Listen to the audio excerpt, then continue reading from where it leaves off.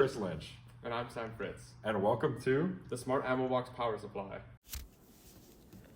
Let's start by comparing the predicted design of the Smart Ammo Box Power Supply, or also known as SABS, with the final prototype we built. Our original vision focused on creating a rugged, portable, and smart bench power supply by repurposing a standard ATX computer power supply. We wanted something durable enough for the field use, yet flexible and intelligent enough for a modern lab bench, and the 30 caliber military grade ammo box made the perfect enclosure.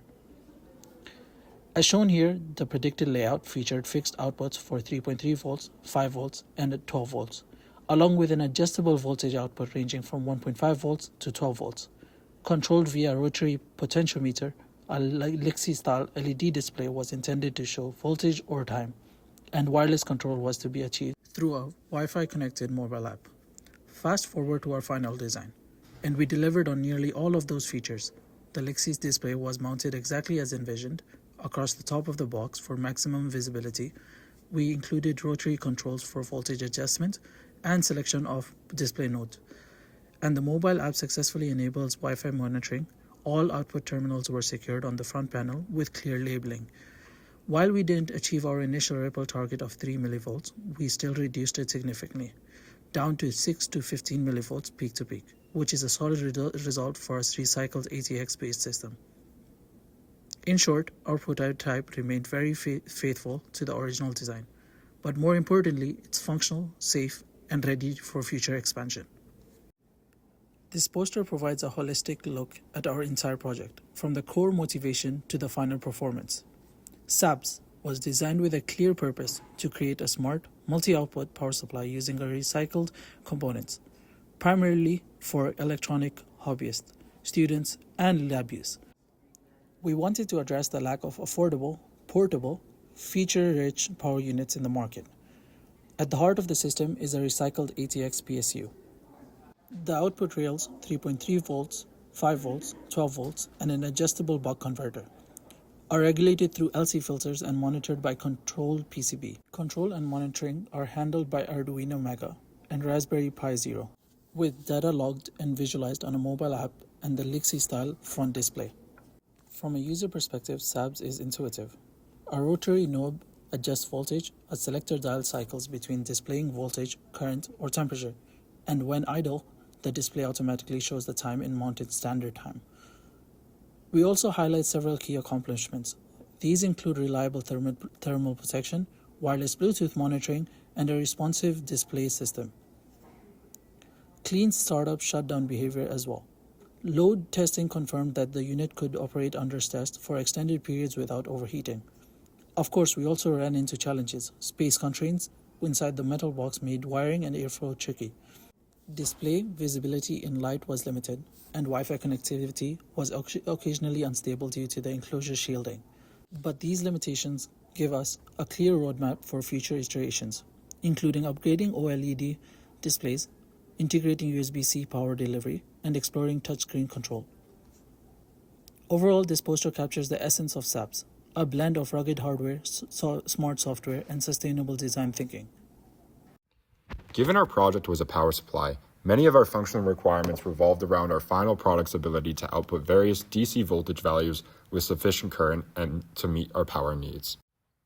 These requirements were easy enough on their own in isolation, as they almost all were accomplished by the nature of our switch mode power supply, and voltage variation was easily achievable with a high wattage step-down buck converter. The switching of this power supply introduces significant noise of up to, in some cases, 100 millivolts peak to peak, which is unacceptable for most DC applications. Thus, we had to get this to a much lower value.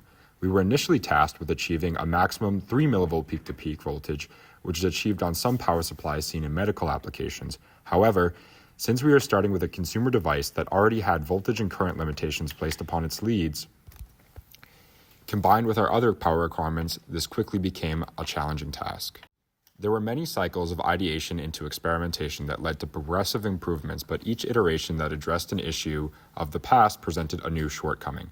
We tried various configurations of RC filters, pi filters, bypass capacitors, and capacitance multipliers, but given that we were using this for a power application instead of small signals, sourcing parts for this was challenging. Ultimately, we were able to find a suitable power inductor that allowed us to meet all of our voltage and current requirements and get down to an impressive 6 millivolts peak to peak, which is well within the acceptable range for commercial and consumer applications. After this testing, 6 identical filters were produced, 4 for our fixed outputs, 1 for our variable, and 1 for our control layer. These were fabricated and installed, and now we could provide power. For our display and smart control system, we utilized 2 microcontrollers. The first was an Arduino Mega, chosen specifically for its large number of GPIO ports. This allowed us to control every single LED track for our LED Nixie style display. The second was a Raspberry Pi 02W. These 2 boards worked together to manage and light the display. Importantly, both microcontrollers were powered by the 5-volt standby pin of our ATX power supply. This ensured they would remain functional whenever the power supply was plugged in. No need for the main power switch. This was especially useful for handling heat safety considerations. Communication between the Pi and Arduino was done over UART, which allowed us to pass things such as temperature, voltage, and current readings, along with control commands. In this setup, the Pi acts as the brain, while the Arduino is the muscle executing commands from the Pi. Now let's talk about the display itself. It was inspired by the retro steampunk look of Nixie tubes. We designed and built it entirely in the Elko engineering garage. The carriage was 3D printed, the acrylic was cut using a CO2 laser cutter, and the PCBs were etched in the PCB mill. We used KiCad for circuit board design and AutoCAD for the carriage. By default, the display shows the current time, but we didn't stop there. We added voltage and current sensors connected to the Arduino to showcase live readings from our variable voltage output. These readings were accurate to within 0.15 millivolts in the worst case. To protect the system, we also included a temperature sensor. If the internal temperature ever reached 65 degrees Celsius, the Arduino would send a signal to an N-channel MOSFET to safely shut down the system. For user control, we included a rotary encoder with 3 inputs. Spinning left displays current, spinning right displays voltage, and pressing the button displays the temperature. Finally, a rotary potentiometer allows us to adjust the output voltage. This replaced the physical potentiometer on our DC to DC buck converter, giving us smooth control from 12 volts down to 1.25 volts. In terms of software, we took full advantage of the Wi-Fi capabilities of the RPi. We developed a sleek Android app using Java and Android Studio. The app communicated with the Pi using the HTTP protocol over Wi-Fi. On the Pi side, we ran a Flash server, which handled live data updates. The Pi sent real-time temperature, current, and voltage readings to the app, which then displayed these values in a user-friendly interface. One challenge we encountered was related to the portability of the Ammo box power supply. Each time the box was unplugged and the Pi rebooted, it would receive a new IP address when reconnecting to the network. This made it difficult for the Android app to reliably connect. To solve this, we implemented an external service called Tailscale. Tailscale allows us to communicate with the Pi even if it was on a different network, and most importantly, maintain a constant IP address for the Pi. The only trade-off? The Android device must also have Tailscale installed to connect seamlessly. Now that we have a functional and tested prototype, we would like to highlight where the project could go next. First, we aim to reduce the size and weight of the system. Right now, the Ammo box is rugged but bulky. Future designs could use a custom PCB and a smaller DC to DC power module to create a more compact unit without sacrificing performance. Next, we'd upgrade the outputs to support USB-C power delivery, which would allow modern devices like laptops and phones to connect directly to the box. Display visibility is another area we'd improve. In sunlight, our current LED display is hard to read, so we'd explore options like high contrast LEDs or even OLED panels to boost readability in bright environments. We also plan to add a touchscreen interface for local control and monitoring, giving users a more intuitive way to interact with the system right on the box. On the software side, we'd like to enhance the mobile app with better UX or user environment, including logging, error feedback, and even remote voltage adjustment. And finally, we're looking to implement programmable timers and automated power scheduling, which would be great for repetitive lab schedules or test bench that run on a schedule. These ideas provide a solid roadmap for future teams or continued development, helping transfer the SABs from a prototype into a polished product. This is the Smart Ammo Box power supply. So we've decided to integrate a custom display onto the Smart Ammo Box power supply, and let me show you its features. First off, on activation, it shows the voltage of the variable output. As you can see, it's 12.06 volts right now, but I just made a change and you'll be able to see an updated value soon.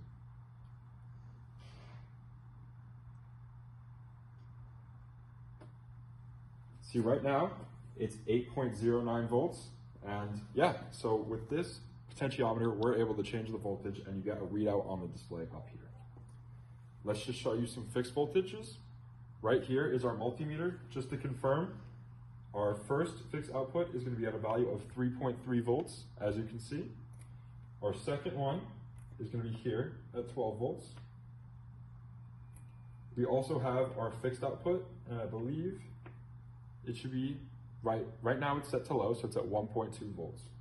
As you can see, I can change that value back up to max, or I can pick an intermediary value. Now we're about at 7, 8 volts, 6 volts, 5 volts. 5 volts is what we settled on.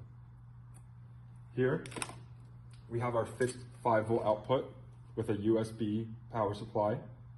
And here, to demonstrate its functionality, I have the AirPods. Just gonna plug this in, and it's charging.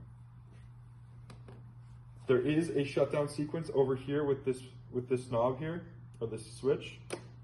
On shutdown, it'll also display the last voltage so you know where you left off at. And then the display apparatus and the controls will remain on.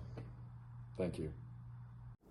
If you'd like to dive deeper into our project, all of our design files and documentation are available online. You can find everything on our public GitHub repository on the link shown below.